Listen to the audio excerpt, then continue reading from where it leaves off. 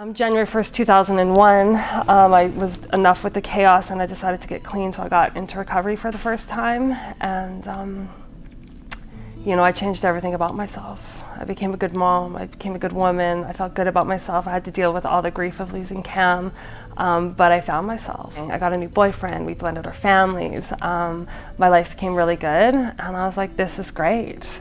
My relationship to drinking has got to be different too. I believed it with every ounce of me that because I changed everything about myself, that drinking and using would be different. So I tried it, and I was wrong. That decision took me out for 7 years. I also started using and abusing prescription pills. In those 7 years, we blended our families. I had 2 more children. I only stopped drinking and using when I was pregnant, but every other time I drank because I didn't like who I was. And in the disease of my addiction, I remember when my husband said, "You need to go to treatment."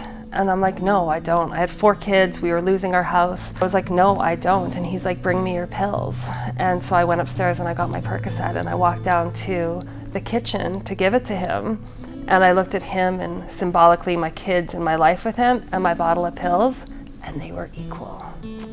The void in my soul was so deep that something needed to fill it because I couldn't find anything, because I'm an addict, right? It's like addiction is that short-term relief but causes long-term harm. And on a day-to-day basis, I needed drugs and alcohol to cope with my life. August 2009, I knew that I needed to get help. I was sick and tired of being sick and tired. I didn't destroy my outside life. I was a mom of 4 kids. I had a good husband. I was respectable in my community, but I hated myself. It was such the grand illusion, right? This suburban mom had everything on the outside and had nothing on the inside.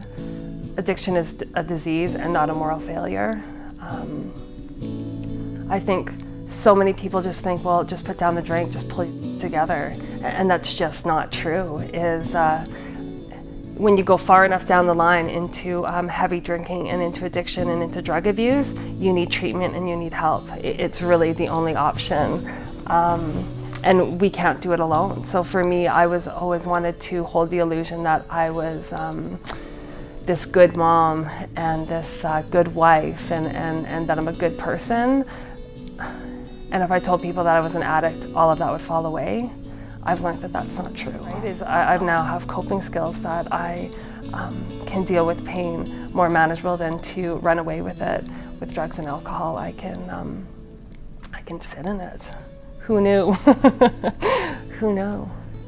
I have 4 beautiful kids that are happy, that are healthy. I have a good marriage.